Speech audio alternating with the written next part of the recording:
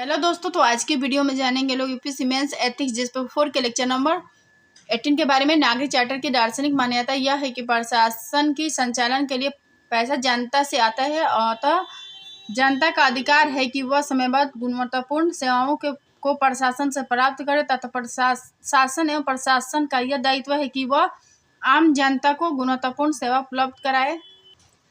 नागरिक चार्टर के लाभ तो पहला है यह प्रशासकों को जवाबदेह बनाता है, दूसरा यह प्रशासन को नागरिक मित्र बनाता है। नागरिक चार्टर में देखेंगे लो तो पहला है जवाबदेह, तो प्रशासक को जवाबदेह होनी चाहिए और जन कल्याण नागरिकों को बोध अधिकार के प्रति प्रतिबद्ध होने चाहिए और प्रशासक के प्रति सकारात्मक सोच होनी चाहिए, जिससे एक तरफ प्रशासक नागरिकों की समस्या से ग्रसित होता है और समस्याओं का अनुरूप समाधान खोजता है, तो दूसरी तरफ नागरिकों के अंदर प्रशासकों के प्रति सकारात्मक सोच पैदा होती है।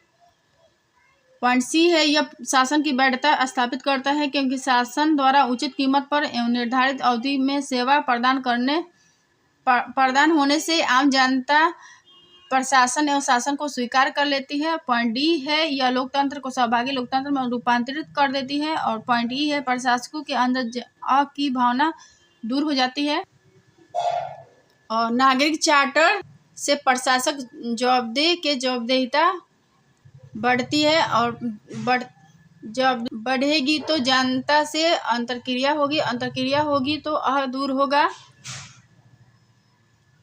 नागरिक चार्टर के अभाव में आम जनता के अंदर सरकारी एजेंसियों के प्रति नकारात्मक अभिवृत्ति पैदा होती है। परिणाम स्वरूप आम जनता प्रशासकों के एक शोषक एवं भ्रष्ट अधिकारी के रूप में देखने लगती है, जिससे आम जनता का सहयोग बंद हो जाता है और अंततः प्रशासन के संचालन कठिन हो जाता है।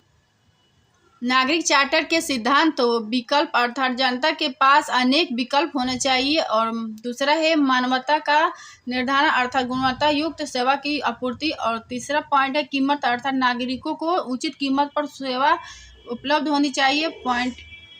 चौथा पॉइंट है प्रशासकों का जनता के प्रति उचित एवं सहयोगी व्यवहार होनी चाहिए और पांचवा पॉइंट है शिकायत निवारण तंत्र की व्यवस्था होनी चाहिए।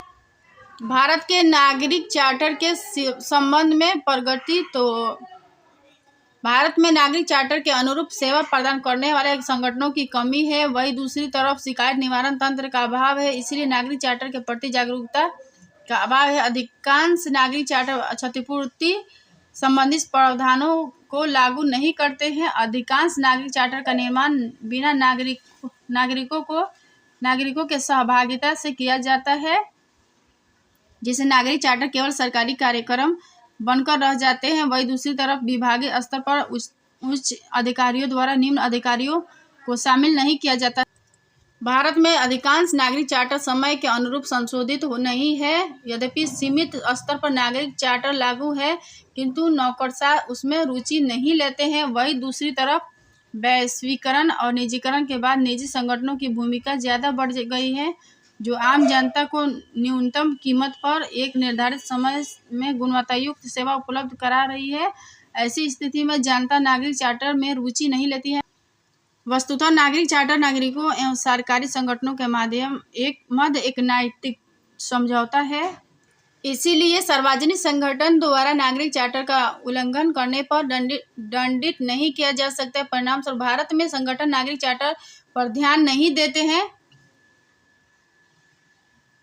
और नागरिक चार्टर की सफलता के लिए शर्त कौन कौन सी है, तो नागरिक प्लस चार्टर का निर्माण करते समय आम जनता की सहभागिता को अनिवार्य किया जाए और दूसरा पॉइंट है नागरिक चार्टर को स्थानीय भाषा में उपलब्ध कराया जाए और तीसरा पॉइंट है नागरिक चार्टर को समय के अनुरूप संशोधित करने के साथ निम्न अधिकारियों की सहभागिता को प्रोत्साहित किया जाए और पॉइंट नंबर 4 है नागरिक चार्टर का उल्लंघन होने पर होने वाली क्षति की पूर्ति का प्रावधान हो और पॉइंट नंबर 5 है नागरिक चार्टर के प्रति नागरिकों को संवेदनशील बनाया जाए और पॉइंट नंबर 6 है अधिकारियों के कार्यों का मूल्यांकन नागरिक चार्टर के अनुरूप सेवा प्रदान करने के आधार पर किया जाए।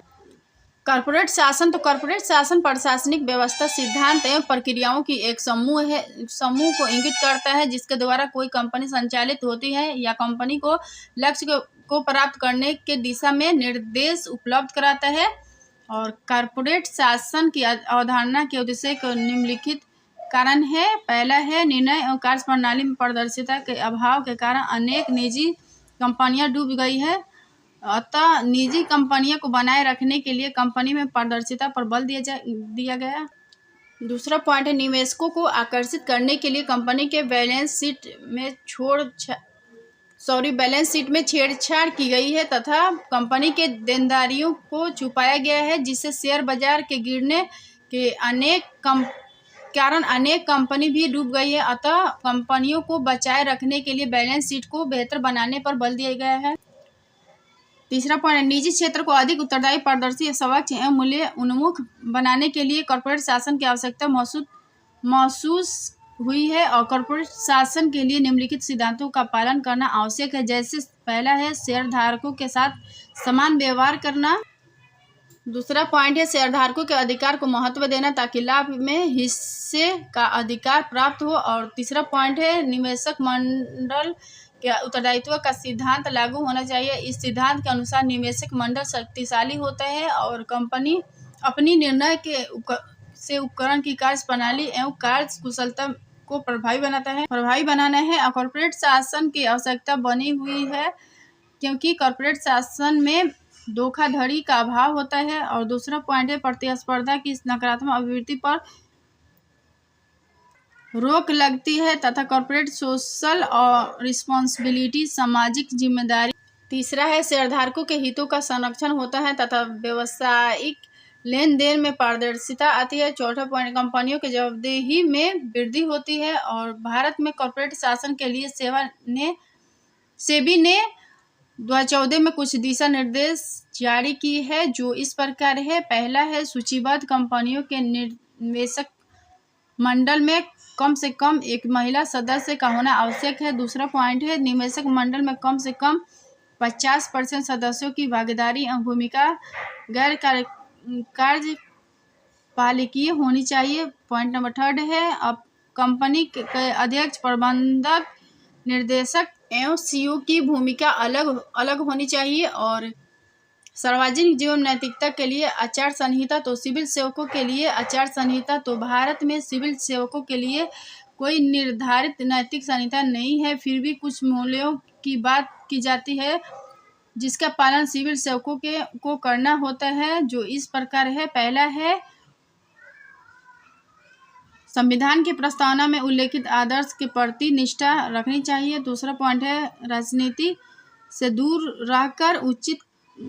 रहकर कार्य करना चाहिए। तीसरा पॉइंट है, जनता के कल्याण के लिए अच्छा शासन देना सिविल सेवा का प्राथमिक लक्ष्य होना चाहिए। चौथा पॉइंट, जवाबदेहिता एवं पारदर्शिता को बनाए रखना चाहिए। पांचवा पॉइंट है, उच्चतम नैतिक मापदंड को बनाए रखना चाहिए। पॉइंट नंबर 6 है, राष्ट्र की संस्कृति, मानवीय मूल्य से मेल रखते हुए सिविल सेवकों के चयन में योग्यता की कसौटी को निर्धारित करना चाहिए। और पॉइंट नंबर 7 है, एक सिविल सेवक से अपेक्षा की जाती है कि वह जन इच्छा के प्रति प्रतिबद्ध बना रहे। इस नैतिक संहिता के संदर्भ में महात्मा गांधी ने 7 पापों की बात की है। पहला है, बिना सिद्धांत की राजनीति। दूसरा पॉइंट है, बिना काम का धन। और तीसरा पॉइंट है, बिना अंतःकरण का आराम। और चौथा पॉइंट है, बिना चरित्र का ज्ञान। पांचवा पॉइंट है, बिना मानवता का विज्ञान। और छठा पॉइंट है, बिना बलिदान की पूजा। और सातवां पॉइंट है, बिना नैतिकता के व्यवहार।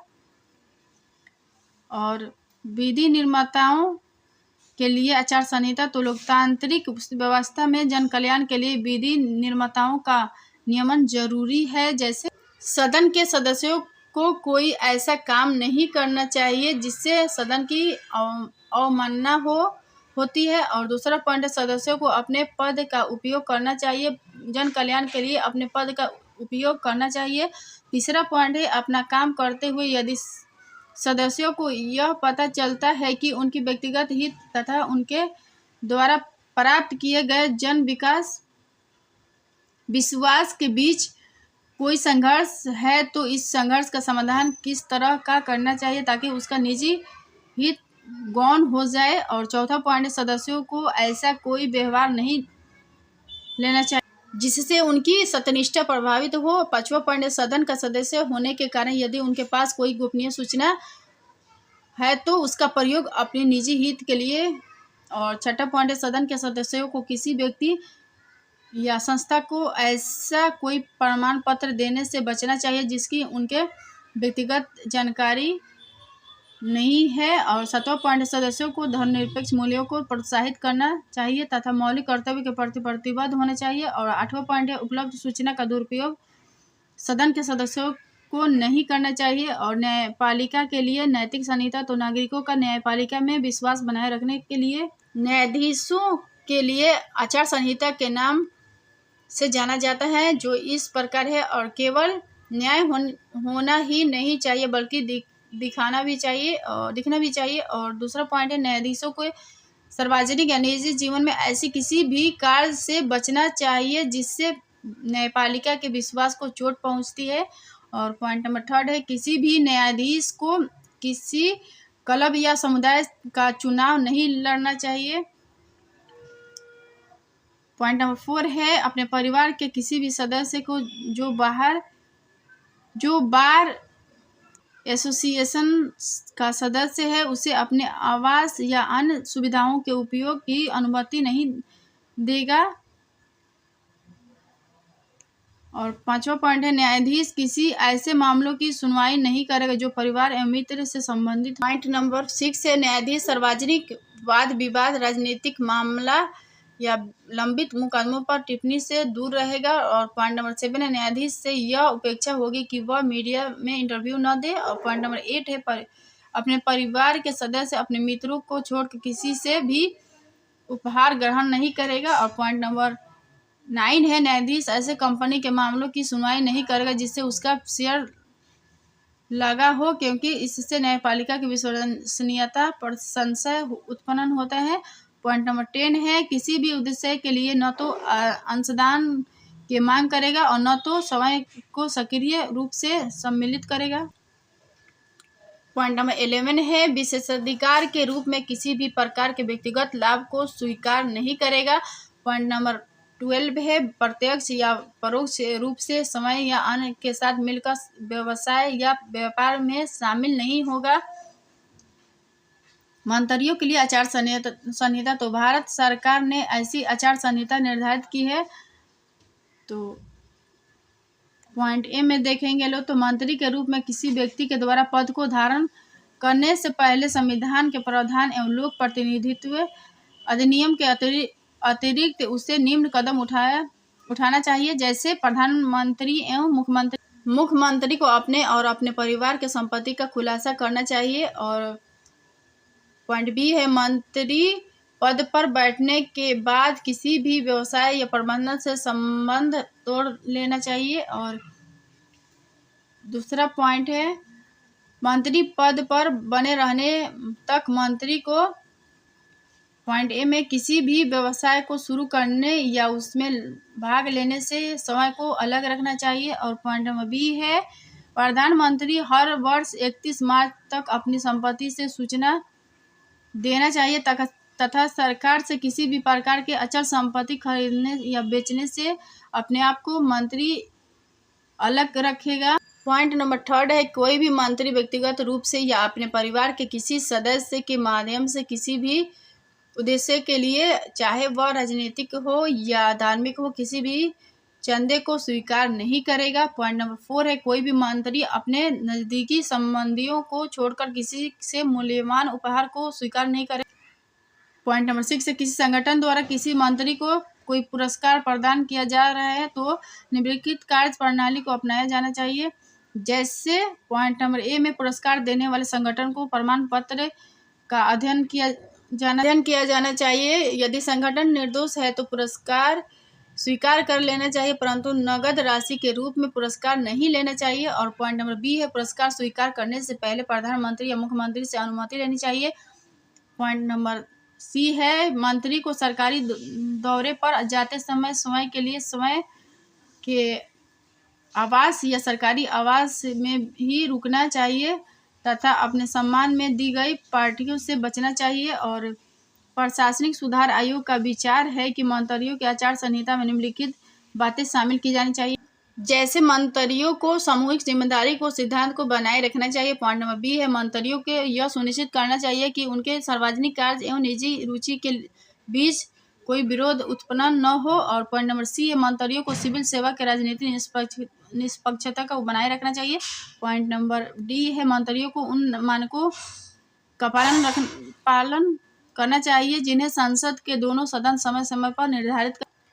पॉइंट नंबर ई है मंत्रियों को यह सुनिश्चित करना चाहिए कि जनता के पैसे का उपयोग अत्यंत मितव्ययिता एवं सावधानी से हो। और पॉइंट नंबर एफ मंत्रियों को चाहिए कि वह सत्यनिष्ठ बने रहे। और भ्रष्टाचार एकाधिकार प्लस विवेक माइनस जवाबदेहिता। तो इसके अर्थ है कानून एवं सार्वजनिक पद का दुरुपयोग हो और कानून की उपेक्षा करके अपने लोगों को लाभ पहुंचाना और सत्यनिष्ठा की उपेक्षा और सार्वजनिक पद एवं विवेक का दुरुपयोग और सार्वजनिक संसाधनों का दुरुपयोग, राजनेता, आपराधिक एवं लोक सेवकों का गठबंधन, प्रत्यक्ष तथा या अप्रत्यक्ष रूप से रिश्वत लेना। और भ्रष्टाचार के स्तर तो पहला है स्तर में देखेंगे तो व्यक्तिगत स्तर पर व्यक्ति का भ्रष्ट होना और संस्थागत स्तर पर संस्था का भ्रष्ट होना। और भ्रष्टाचार के रूप में देखेंगे लोग तो स्वैच्छिक भ्रष्टाचार, लोक सेवकों एवं नागरिकों के बीच स्वैच्छिक गठबंधन। और दूसरा है जोर जबरदस्ती, यदि नागरिक बाध्यतापूर्ण भ्रष्टाचार का विरोध करता है तो लोक सेवकों द्वारा कानून एवं प्रतिक्रिया को जटिल बना दिया जाता है। भ्रष्टाचार के कारण तो प्रशासनिक विवेकशीलता का दुरुपयोग और अधिकारी तंत्री संस्कृति का विकास, इससे हक के साथ लाल फीताशाही में वृद्धि। और भ्रष्टाचार के ये प्रशासनिक कारण है। और तीसरा है प्रशासन में नैतिक मूल्यों का पतन। और चौथा है भ्रष्टाचार को रोकने वाली एजेंसियों की निष्क्रियता। और पांचवा पॉइंट है लोक सेवकों को अनुच्छेद 311 के तहत प्राप्त संवैधानिक संरक्षण। और छठा पॉइंट है सत्ता या शक्ति का केंद्रीकरण, अंतिम अधिकारी और जनता के बीच दूरी बढ़ जाना। और सातवां पॉइंट है गवर्नेंस की उपेक्षा तथा पारदर्शिता का अभाव। तो अगर वीडियो पसंद है तो like share comment and subscribe कर दीजिएगा। Thank you.